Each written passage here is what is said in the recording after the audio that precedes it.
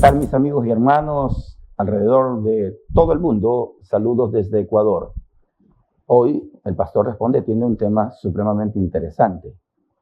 Vamos a intentar descifrar lo que está relacionado con la estatua que ve Nabucodonosor, y Daniel, tremendo hombre de Dios, pudo revelar lo que al rey se le antojó que le interpreten.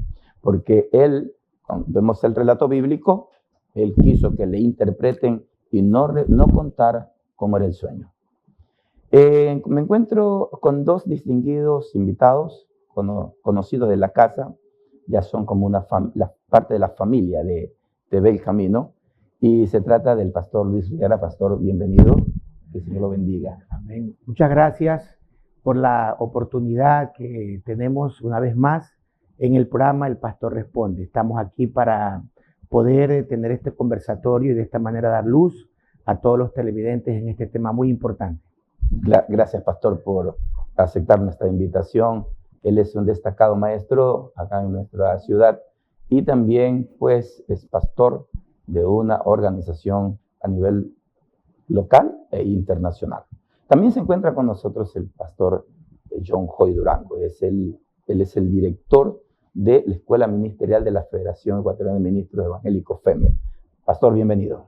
Pastor Miguelito, para mí siempre es un privilegio su invitación. Permítame saludarlo y bendecirlo al mismo tiempo, el pastor Luis Riera. Créalo que para mí es un alto honor compartir esta mesa, ¿verdad?, en la cual vamos a disertar y también establecer algunas verdades bíblicas con respecto a la parte histórica y profética de lo que vamos a estudiar acerca de la revelación que Dios le dio a Nabucodonosor. Y creo que ese nombre es demasiado largo y vamos a decirle Nabu nomás. Sí, Nabu. Decirle Nabu, bueno, a ver qué se le ocurrió a don Nabu, ¿no? Nabu. Muy bien, vamos a tomar el texto base para iniciar nuestro estudio, y yo me temo que esto será objeto de más de un programa, porque no se puede resolver todos los puntos y los imperios que representa la estatua. Así que yo voy a iniciar, amados pastores, con el capítulo 2 del libro de Daniel, en el versículo número 27. Dice así: Daniel respondió delante del rey diciendo: el misterio que el rey demanda, ni sabios, ni astrólogos, ni magos, ni adivinos lo pueden revelar al rey. Pero hay un Dios en los cielos, esto es lo que me encanta de Daniel. Pero hay un Dios en los cielos, el cual revela los misterios. Él ha hecho saber al rey Nabucodonosor lo que ha de acontecer en los postreros días. He aquí que tu sueño y las visiones que has tenido en tu cama. De ahí para adelante comienza el relato de qué es lo que interpreta, qué es lo que Dios le revela a Daniel. Entonces, vamos a ver este contexto histórico primero, a fin de tener un poco más claro el por qué y este lenguaje figurado que se utiliza en la parte profética, que es para este tiempo. Pastor Luis Riera.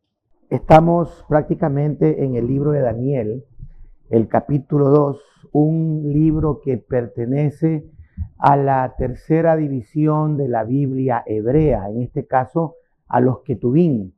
Y de los Ketubín, Daniel pertenece a la tercera sección, los libros históricos, ¿no?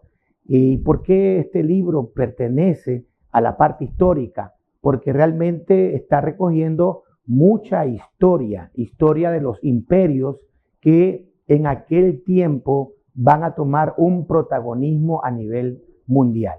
Y en la vida de Daniel, en los primeros 4 o 5 capítulos, vamos a encontrarlo desarrollando su vida no solamente al servicio del imperio, sino también va a desarrollar una actividad profética dentro de este imperio que es el que está gobernando el mundo, en este caso el imperio de Babilonia. Babilonia es el imperio que va prácticamente a establecerse dentro del mundo entre los años 605 y los años 539 antes de Cristo, ¿no? Este imperio es el que toma protagonismo en esta época del mundo. ¿Y por qué los relatos? Porque sencillamente están haciendo incidencia con la nación de Israel. Por eso es la relevancia de este imperio, porque está involucrado el pueblo de Dios, el pueblo hebreo. Y es en este imperio donde se va a llevar a cabo una revelación que tiene que ver con la raza humana. Prácticamente el capítulo 2 del libro de Daniel titula Daniel interpreta el sueño de Nabucodonosor. Este sueño que a la vez se convierte en una visión y que el rey no recuerda. Luego manda a ver a los magos, astrólogos, manda a ver a los adivinos, manda a ver a los sabios y nadie le interpreta. Ahora, ¿por qué la desesperación de Nabucodonosor de que vengan primero a contarle el sueño? Porque él no recuerda. Y segundo, su interpretación, porque Nabucodonosor entiende que al no recordar el sueño, él asume el hecho de que su Dios está enojado y por ese motivo lo ha dejado sin que recuerde el sueño. Y para él es un desafío, ¿no? Porque este imperio tiene su divinidad y ahora tiene que acudir a otras divinidades para poder buscar en dónde está el sueño y cuál es su interpretación. Y aquí ocurre una situación muy lamentable de que nadie le quiere recordar el sueño y nadie, por ende, tiene la interpretación. Y se escucha una orden de muerte para todos, para magos, astrólogos, adivinos, encantadores y aún caldeos. Y aquí la palabra caldea o caldeos apunta netamente a todos aquellos que alcanzaron sabiduría, alcanzaron ciencia, alcanzaron conocimiento, alcanzaron filosofía. Y entre esos caldeos también la sentencia de muerte va a pasar a tomar la vida de Daniel y de sus amigos. Era para todos. Era para toda la sentencia. Entonces Daniel, como en el capítulo 1, Daniel ha caído en gracia para con el rey, porque en el examen que son tomados estos jóvenes se los ve como 10 veces mejores que todos. Entonces Daniel en el capítulo 1 prácticamente va a impresionar con su sabiduría al rey y esto va a ser una puerta para que Daniel aproveche y ahora sí pida llegar ante el rey para solicitar un tiempo y poder ir a orar y a clamar al Dios que revela los misterios.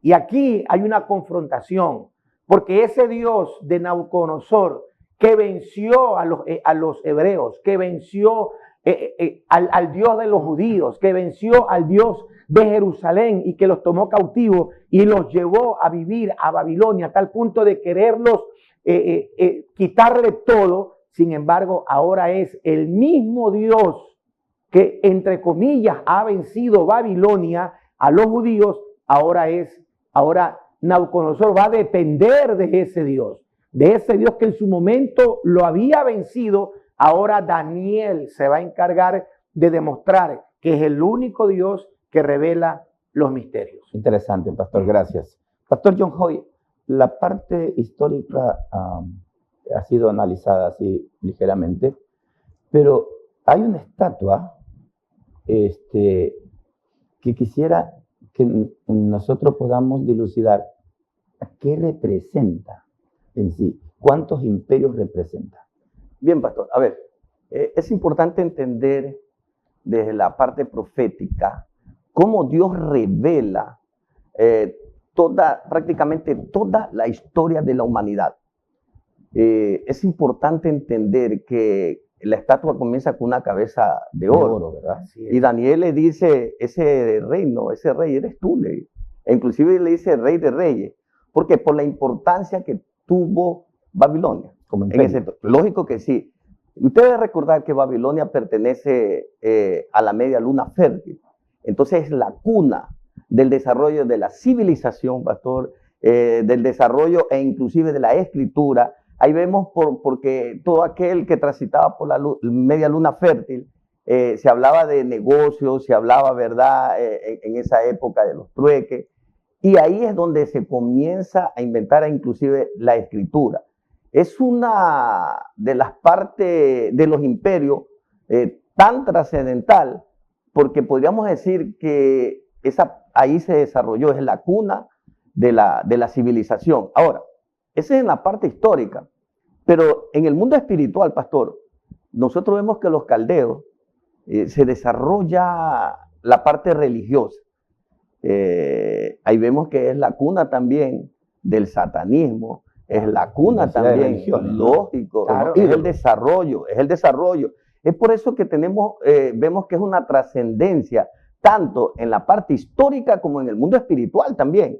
El desarrollo de Babilonia fue que comenzó a implantar, porque todos estos imperios implantaron su cultura, y por ende, ¿no? Quisieron meter ahí a los hebreos. Y hay algo que quiero resaltar y siempre digo esto: si algún día voy o en cualquier momento que estemos en el cielo, yo no quisiera ver a Daniel, yo quisiera ver al papá de Daniel.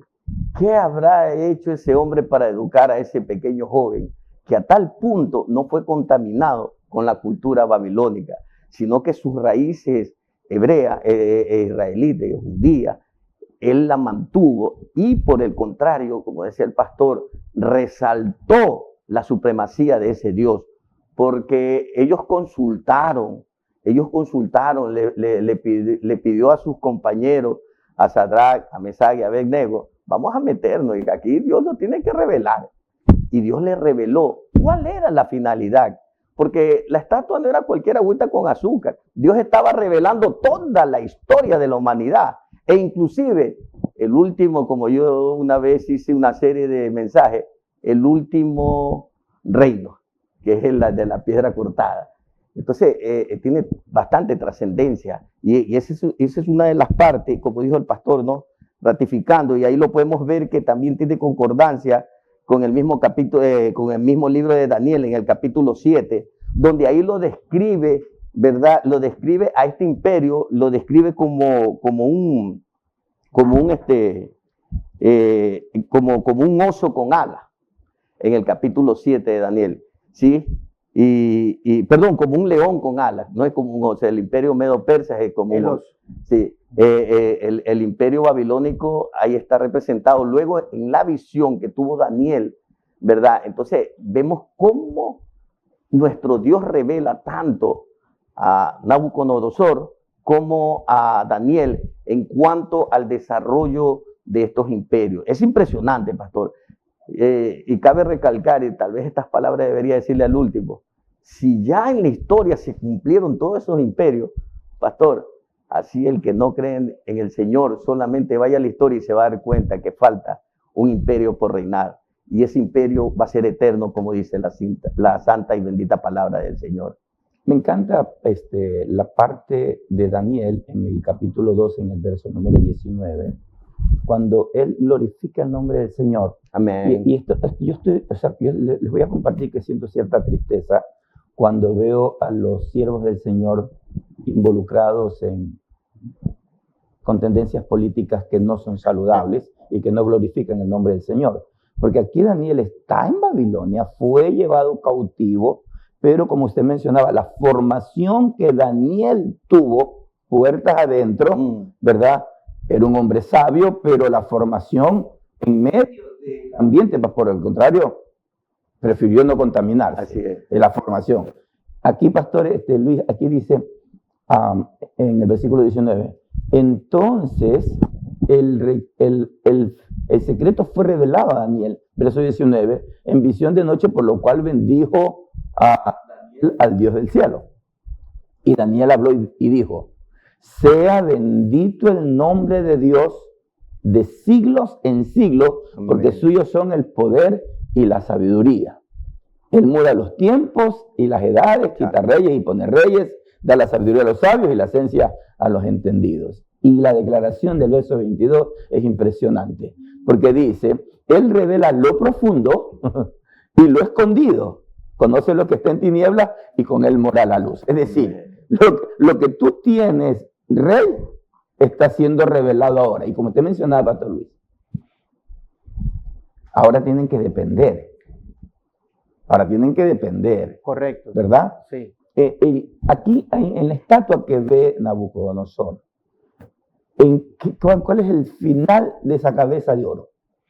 El final de la cabeza de oro es cuando son vencidos porque cada metal va descendiendo del oro a la plata, de la plata al bronce, del bronce al hierro, ¿no? Es una conjugación de metales que van descendiendo. La cabeza de oro que representa al imperio Babilonia en su gloria, en su esplendor, en su conquista, su territorio, su riqueza, ¿verdad? Va a ser conquistada. ¿Y quiénes son los que van a conquistar a Babilonia? Los medos persas en los años 539.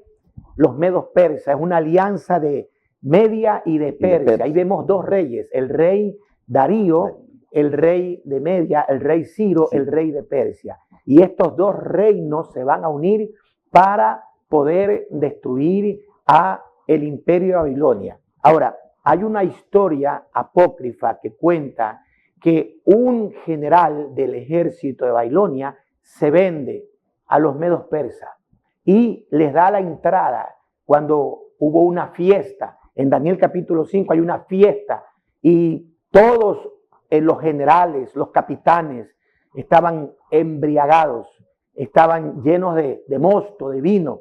Y este general que traiciona a Babilonia le da oportunidad para que los medos persas ingresen y acaben con toda la gente y de esa manera van a tomar posesión del mundo. Los que no saben, pastor, los medos y los persas, cuando se estudia historia universal, ¿verdad? Estamos hablando de los medos y los persas. ¿A qué región pertenecen actualmente? Actualmente estamos hablando de todos estos países del Medio Oriente, todos estos países de Turquía, Irán, todos estos países de Irán, de Irak, ¿no? Todos estos países que antiguamente, como decía el pastor John Hoy, formaban la media luna fértil, que no es otra cosa, donde se fraguaron los imperios, en donde Israel tuvo una incidencia y donde también nacen los escritos sagrados. Entonces los medos persas van a tomar posesión del mundo, porque ellos ahora van a vencer a Babilonia. Ahora, aquí hay un dato importantísimo con los medos persas, que es el rey Ciro el que ahora va a otorgar que los judíos terminen su cautiverio. Y ahí vamos a Daniel capítulo 9, porque Daniel está inquietado en saber cuándo termina el cumplimiento de las profecías de los 70 años de desolación que habló Jeremías en el capítulo 25. Y va a entender que es en este periodo de los medos persas que ya se termina este cautiverio para los judíos y su retorno a la tierra prometida. Entonces, los medos persas también van a distinguirse en la plata, porque prácticamente este es el símbolo que representa a Media y a Persia, ¿verdad? Todo lo que tiene que ver con utensilios, todo lo que tiene que ver con armas, con elegancia, va a estar reflejado en la plata, que es menos valor que el imperio de Babilonia, que estaba representado por el oro. O sea, Dios no está ajeno a la importancia del imperio babilónico. Sí, no sé, pastor, si me permite acotar algo acerca de cómo fue derrotado el imperio babilónico. Los medos y los persas utilizaron una estrategia muy importante, porque Babilonia era demasiado fortalecida en sus muros. Eran anchos que eran impenetrables, o sea, era una fortaleza, pero sus generales utilizaron una técnica. Taparon el río Éufrates y por el medio comenzaron a meterse a la ciudad. Ahí hay un chavado con el que se vendió. Con el que se vendió. Sí, pero para darle facilidades, ¿no? Así es. Sí. O sea, la astucia fue de los medos, de los persas, que taparon el río Éufrates. Entonces, donde cruzaba el caudal, ellos se metieron y fue la manera como derrocaron a ese, porque era impenetrable. Las murallas de Babilonia eran impenetrables. E inclusive el rey Nabu, él mandó a hacer sus jardines, considerados como una de las 7 maravillas del mundo. O sea, era algo fascineroso todo ese imperio, ¿sí? El lujo, porque estaba en todo su apogeo. Y como decía el pastor, el anhelo de Daniel era saber cuándo iba a acabar, porque ya en el capítulo 9 es verdad, ahí Dios le revela, pero ahí hace otra revelación acerca de las 70 semanas, que son los 70 años, que a Jeremías se le había revelado. Y Daniel en su oración le pide, Señor, bueno, ¿cuándo va a culminar estos 70 años? Entonces Dios le dice, espérate un momento, escucha, atiende, que te va a dar la revelación. Y ese es otro tema para otro. Bueno, realmente estamos apenas en la introducción de este apasionante tema de la estatua de Daniel. Esa estatua es la estatua de Nabucodonosor, que Daniel es utilizado para interpretarla. Y como mencionábamos, Daniel le da la gloria a Dios, que es el único que podía darle la revelación. Vamos a ir a un pequeño corte y ya regresamos con más de este interesante tema con los pastores Luis Riera y John Hoy Durango.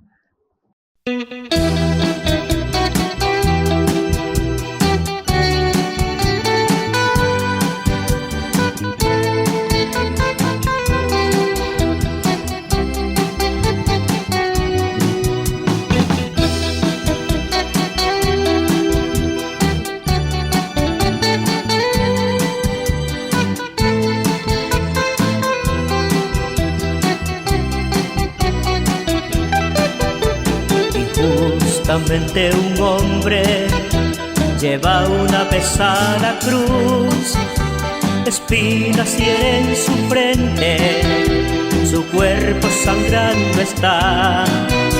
La turba ciega no entiende que van a crucificar al Hijo del Dios viviente, que al mundo vino a salvar. Yo vengo del Calvario, llena el alma de dolor, al ver crucificado a Jesús el Salvador. Yo vengo del Calvario, llena el alma de dolor, al ver crucificado a Jesús el Salvador. Amigo, Jesús es el Salvador, ven a Él te ama.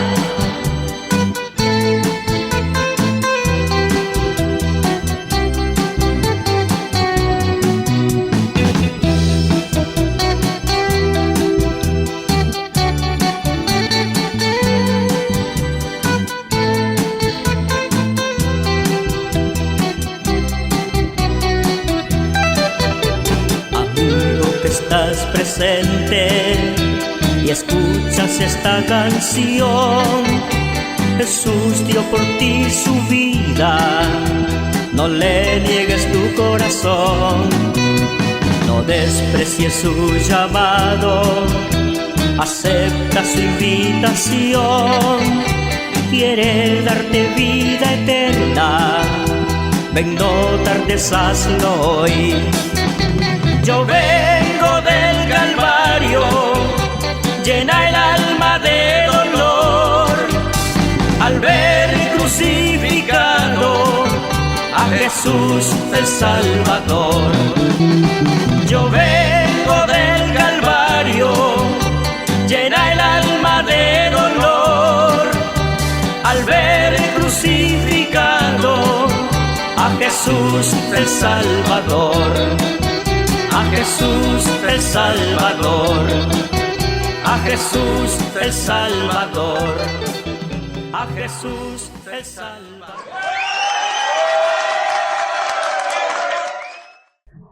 Bien, continuamos con este tema bastante polémico para muchos teólogos, porque algunos interpretan de una forma y otros de otra forma, y nosotros vamos a respetar.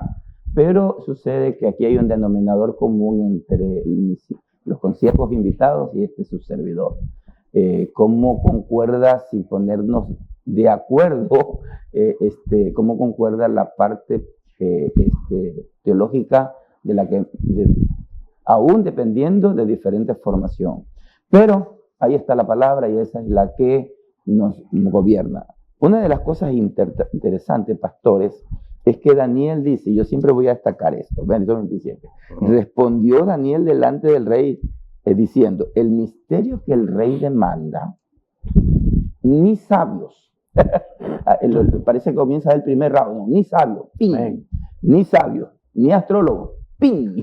Porque él había convocado a todos ¿cómo es que? todos sus asesores. Sus asesores. Su constelación Así de es. estrellas. Su constelación, ni magos, ¡ping! Y va al otro round, ni adivino, ¡ping! Lo pueden revelar al rey. Pero hay un Dios, Bendito Dios. le da la gloria a Dios. Pero hay un Dios en los cielos, el cual revela los misterios.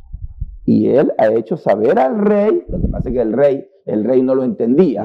El rey Nabucodonosor no se acordaba siquiera. ni siquiera se acordaba. Lo que va a acontecer, aquí está la clave para mí. En los postreros días. Amén. En los postreros días, he aquí que tus sueños y las visiones que han tenido en tu cama, estando tú, ahí comienza la parte importantísima de la descripción acerca de la estatua. Y hemos observado de que Dios no está ajeno a la importancia de ese imperio. Nuestra segunda pregunta es, nuestro segundo punto, ¿cuál de estos imperios fue el más trascendente o será el más trascendente? Bueno, conversando con nuestro colega, es importante hacer una breve reseña de cada imperio, ¿no? ¿Cómo no? Tomando en cuenta el metal. Siempre va a resaltar Babilonia por su esplendor, por su gloria, por su forma de cómo conquistó al mundo, ¿no? Tremenda imperio. Y ahí está el metal de el oro. El oro habla de esplendor, de gloria, de majestuosidad, ¿no? Así es, realeza, y de ahí va a ir bajando los metales y por ende va a ir bajando lo que tiene que ver con el esplendor. Ya los medos persas se van a identificar con la plata, ¿no? La plata que tiene que ver con un metal menos que el oro, pero tampoco va a desmerecerse en cuanto a su importancia, ¿sí? Los medos harán su gobierno. Los medos dentro de la historia son los que van a dar paso a que comiencen las deportaciones del pueblo hebreo hacia su ciudad, donde ellos van a tener que volverla a reedificar, ¿no?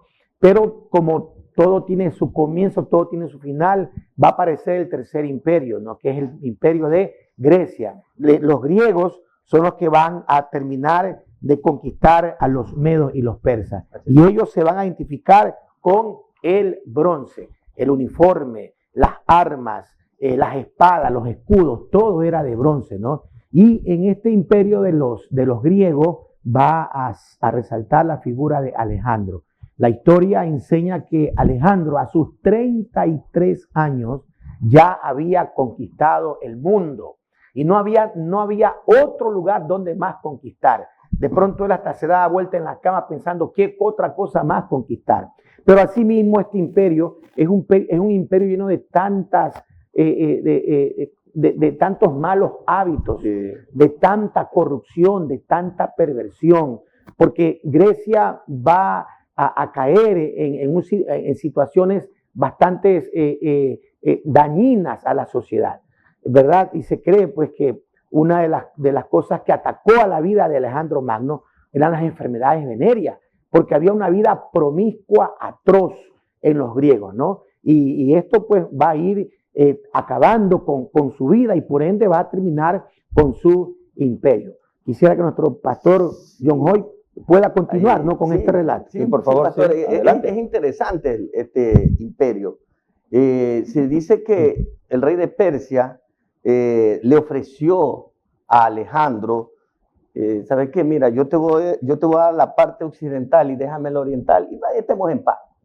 Porque eso le había comunicado el rey de Persia. Y uno de los asesores de él, uno de sus generales, le dice, si yo fuese tú, yo lo tomaría. Ahí te andamos divididos y estamos en paz. Y Alejandro le dijo, no. Eso si tú fueses yo, pero tú no soy yo ni yo soy tú. Así que sigue la sed de conquistar. Y fue tan atroz porque ya en la figura profética vemos que él tiene una figura de tigre. Sí. De tigre tiene. Y lo más interesante. De leopardo. ¿Sí? Ese animal felino, veloz y agresivo, pero con alas de águila. Esa fue la velocidad que dice el pastor, que a los 33 años él ya tenía conquistado. Cuento una anécdota que Alejandro se sentó en su cama a meditar y se puso a llorar largamente. ¿El por qué? Porque ya no había territorio que más donde conquistar. Así es. Entonces vemos la agresividad que tuvo y la representación que sale en Daniel capítulo 7 de un leopardo con alas. Y es importante entender, pastor, y también yo me meto en el campo espiritual. Este imperio, vamos a ver que es derrocado por Roma. Pero sin embargo, si usted se da cuenta en la estatua, este imperio representa en la parte, básicamente del abdomen a los muslos. Nótese bien qué órganos están ahí. Ahí están bastantes órganos, y entre los cuales los órganos reproductivos. La vida promiscua. Exactamente. Y eso en el mundo espiritual implica mucho, pastor. Implica mucho. Hasta hoy, aún dentro de las congregaciones, wow, no me vayan a lapear por esto, se practica una mentalidad greca, una mentalidad helénica. Cuando nosotros vemos que en el desarrollo del imperio greco, e inclusive estando ya el imperio romano dominando militarmente, pero intelectualmente, quien gobernaba era el imperio helénico. De ahí vemos los ayos, ahí vemos, ¿verdad? Y de ahí sale el intelectualismo, el racionalismo, o sea, a darle un concepto a la razón a todo. Ahí vemos, e inclusive Demiurgo se convirtió en un espíritu en la cual dice que lo inspiraba a Platón y a Aristóteles. Eso es importante entender, que no solamente esto sucede en el mundo físico, sino que tiene trascendencia en el mundo espiritual también. Ahí creo que vamos a topar ahora a Roma. No se puede divorciar el mundo espiritual del mundo físico. Eso es correcto. Porque tiene relación íntima. Así es. Lo que sucede en el interior de una persona y lo exterioriza luego, ¿verdad? Nos encontramos tratando este tema interesante de la estatua de Nabucodonosor. Un saludo para todos nuestros hermanos alrededor del mundo, que Dios los bendiga mucho. Este tema va a quedar en continuación, porque el tiempo se nos está terminando. Si usted decide continuar escuchando este par de maestros, no sé cuál tiene alas, pero son como el águila también, okay. Conocen mucho de la parte profética y vamos a continuar. Ahí viene el Imperio Romano. Entonces. Sí, el Imperio Romano ya es la parte que tiene que ver con una mezcla. Ya en la estatua pasamos la cabeza, el oro, Babilonia, los medos persas vienen a ser los brazos, los pechos, la plata, el Imperio Medo-Persa, viene el Imperio Griego, la parte de lo que es el abdomen, el metal es el bronce, entre los años 331 hasta los años 168. Pero ya viene ahora el hierro ya representa al Imperio Romano, va a tomar el control del mundo entre los años 168, ¿verdad? En adelante, antes de Cristo en adelante. Ahí para allá todo Roma va a gobernar el mundo hasta prácticamente por el siglo IV de la era ya cristiana, ¿no? ¿Y por qué representa el hierro? ¿Por qué? Porque el hierro habla de dureza, el hierro habla de tosquedad, brusquedad, el hierro. Y Roma se convierte en un imperio muy fuerte, muy tosco, muy rudo, muy brutal a la hora de hacer sus incursiones, a la hora de hacer sus guerras. No había tanto honor, había salvajismo, ¿no? Y usted ve pues cómo los soldados cuando van a castigar a Cristo lo hacen con una tremenda brutalidad. Ahí se ve nomás el hierro, la forma tosca, cómo Roma gobernaba en ese tiempo, ¿no? Son insensibles, ¿no? Insensibles al dolor, a la humanidad. Hay una parte de las Escrituras cuando Jesucristo va a la región de Gadara a liberar a un endemoniado, el endemoniado gadareno, ¿no? Pero hay que entender en sí cuál es el demonio que realmente está oprimiendo.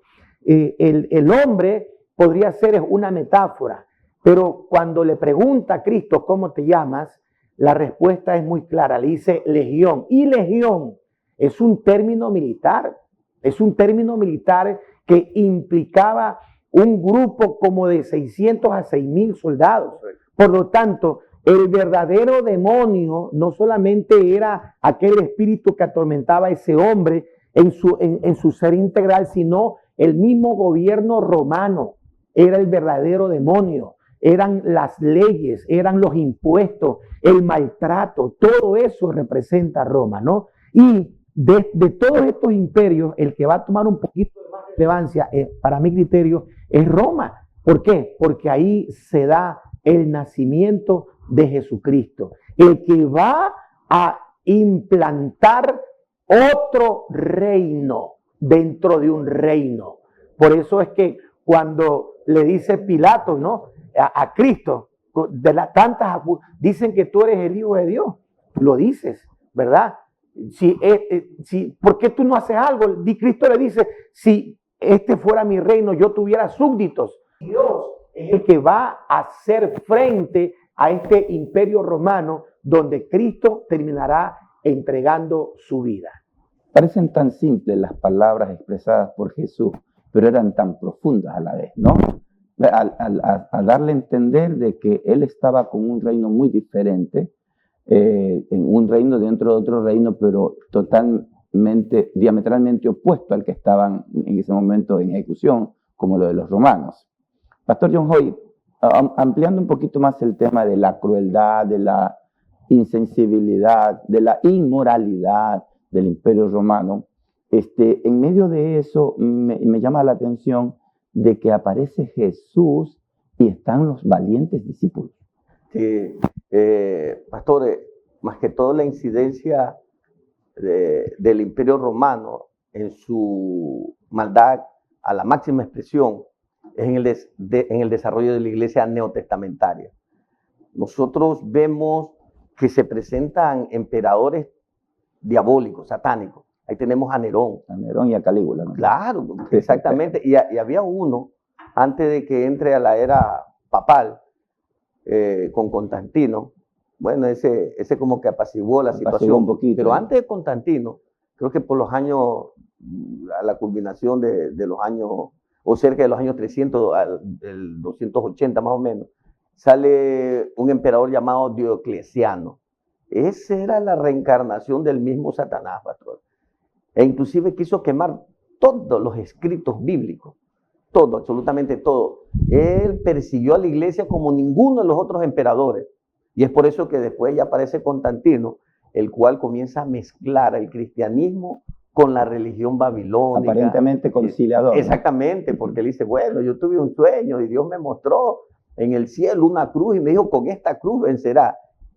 Y los cristianos que estaban huyendo, digo, aquí tenemos una cobija. Bravo, bravo. Es bravo. El pastor dimos una fecha más o menos por el 430 y pico del imperio. Y aquí va culminando. Sí. Va culminando, pastor. Pero en sí, ya los dedos entrelazados con el barro, es la extensión, claro, del imperio romano. Prácticamente eso se está dando hasta el día de hoy, pastor. Hasta el día de hoy. Ahí vemos que la extensión, e inclusive hay declaraciones de parte de los nativos de Europa, que ellos son la extensión del Imperio Romano. Lo que pasa es que no se logran mezclar, porque las escrituras dice, así como el barro y el hierro no se pueden juntar. Usted ve ahorita que ya son 12, el G12, después quedan 10, después quieren aumentarse más y están así. Están así. Las alianzas humanas. Las alianzas humanas. Pero esa es la extensión del gobierno romano en sí. Es el que tiene trascendencia. Y me atrevo a decir esto. Esto está en el Evangelio según San John Hoy, capítulo 1, verso 27. Anótenlo, por favor. Estratégicamente, políticamente, vemos a Roma. Vemos a Roma en el campo político, en todos los ámbitos. Pero en la mentalidad greca es la que también gobierna. O sea, hay una mezcla ahí. Hay una mezcla.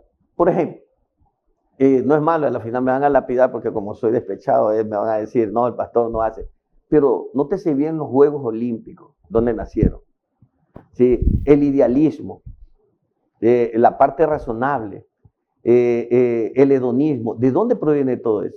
Eso viene de una mentalidad greca, que inclusive dentro de las congregaciones hay que combatirlas esas, porque los diseños de Dios nosotros tenemos que seguirlo, más no los diseños de Grecia, los diseños de Roma, los diseños de Egipto, los diseños babilónicos.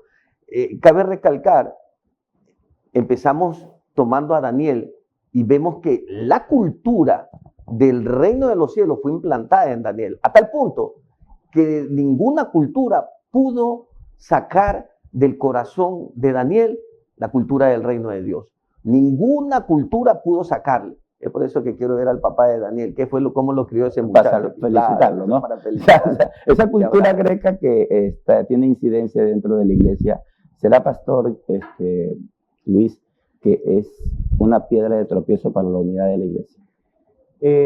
Los discípulos tomaron esa cultura, filosofía griega o grecorromana para poderle darle un giro. Y quiero tomar el texto de San Juan, capítulo 1, verso 1, cuando dice la palabra del Padre. En el principio era el verbo, y el verbo era con Dios, y el verbo era Dios. Cuando usted lee otras versiones, dice en el principio era la palabra, y la palabra era Dios, y la palabra era con Dios. Y la palabra viene del vocablo griego logos. Y cuando usted hace una investigación de dónde viene este término logos, usted va a terminar estudiando la doctrina filósofa griega de Aristóteles, la doctrina filósofa griega de Platón, donde ya en el siglo V antes de Cristo se hablaba de logos. ¿Y qué era para Aristóteles el logos? ¿Qué era para Platón el logos? Era la razón de la existencia del universo, el logos. Juan va a tomar eso y les va a decir a ellos que la razón de la existencia del universo, que para ellos es logos, ese logos tiene nombre y su nombre es Jesucristo. Jesucristo es la razón de la existencia del universo. Y ese logos se hizo carne en Jesucristo. Hoy nosotros tenemos que también limpiarnos de tanta doctrina helénica, de tanta doctrina grecorromana. Y tenemos que irnos a las Escrituras. Tenemos que realmente implantar el reino. Hoy necesitamos movernos con una visión de reino. Más allá de una denominación o de un letrero, tenemos que tener visión de reino. ¿Por qué estamos aquí? Porque tenemos visión de reino. Amén. Pastor, y sobre los ejemplos, a mí me impacta uno, pastor, que eso hoy por hoy se ve hasta, Dios mío, en todos los ámbitos. Cuando viene la mamá de Juan y Jacob le dice, Señor, permite, pues, que el uno esté a la derecha y el otro esté a la izquierda. ¿Y usted sabe por qué le pidió eso? Porque toda cámara apunta al centro. Hoy por hoy, hasta los mismos ministros quieren ocupar ese centro, pues. Pero el Señor Jesucristo, mire, ahí combatió dos mentalidades. La una, la que practicaba la cultura romana. Los reyes se enseñorean. Y la otra, de los religiosos, como eran los fariseos. Entonces el Señor, ¿verdad? Tomando su cultura, porque la cultura satánica es de que de abajo Él quiere ocupar la parte superior, ¿sí? Como Satanás dice, subiré. Y el Señor que vino del cielo, como dice Filipenses capítulo 2, siendo en forma, verso 6, dice, siendo en forma de Dios, no escatimó ser igual a Dios como cosa que aferrarse, sino que tomando semejanza de hombre, no igualdad, ¿sí? Hecho siervo, dice, se humilló a sí mismo. O sea que el Dios de los cielos, tomó semejanza de hombre y vino a esta tierra. Ya en el momento que tomó semejanza de hombre, se denigró por completo. Y quiero recalcar esto, Él nunca perdió su divinidad. Él dejó su prerrogativa, su campo de acción, más su divinidad no. Y en esa condición dice, se humilló a sí mismo. ¿Qué es lo que le enseñaba a los discípulos? Que el reino de los cielos no se trata de estar a la derecha ni a la izquierda. El reino de los cielos se trata de ser servicial para con todo. Y la palabra que utiliza siervo en la carta a los filipenses es dulos, porque también siervo también es diaconía. Y dulos quiere decir esclavo. Ahora, todo el mundo quiere tener servicio en diaconía, en ministerio, pero nadie quiere tener el servicio de esclavitud, como vino el Señor Jesucristo a hacer. Por eso le digo, el que quiere ser primero, ¿qué dice? Tiene que ser, ¿qué cosa? Servidor. Porque esa cultura greca, helenística, provoca que los hombres queremos presentar y ganar notoriedad delante de los demás. Protagonismo. Protagonismo. Y no, ya dejamos de ser siervos Dejamos el doulos. para ser Sí. protagonistas. Exactamente. Palabras finales, pastor, que el tiempo se nos terminó. Yo creo que la iglesia y los ministros debemos volver a la visión de reino. Santo Dios. Tenemos que trabajar con visión de reino.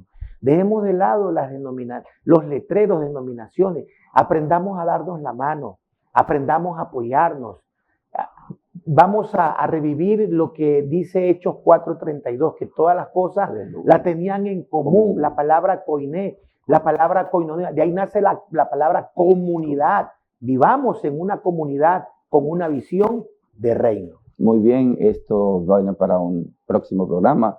Esperamos y oramos de que nuestros invitados nos puedan acompañar nuevamente, ya que falta algo importantísimo. ¿Quién es esa piedra que destruye la unión, la amalgama que no se pudo dar entre el hierro y el barro? Palabras finales. Sí, verdad, valoro las palabras que dice el pastor Riera, y eso es una gran verdad. El día que venga el Señor Jesucristo no va a venir por denominación, pastor.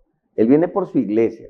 La palabra iglesia tiene un prefijo que es e. Si usted dibuja un círculo, es de adentro hacia afuera. Iglesia quiere decir llamar. Entonces, Él no va a venir por una denominación, sino por todos aquellos que hemos sido llamar a salir de esas culturas, de esas mentalidades a la mentalidad del reino. Y comparto con el pastor Riera y verdaderamente me gozo de escucharlo en el sentido de que tenemos que culturizar, pero sobre el reino de Dios. Eso es muy importante. En el reino de Dios no es comida ni bebida.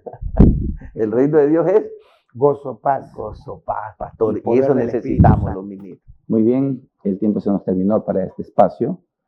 Espérenos en nuestra próxima entrega porque vendremos con mucho más importante todavía. Hemos entrado en la parte introductoria de este tema de la estatua que Dios le revela a Nabucodonosor, pero que la interpreta Daniel. Pastores, muchas gracias, que el Señor los bendiga. Gracias a usted, pastor. Hasta pronto, Gracias. hasta nuestra próxima entrega.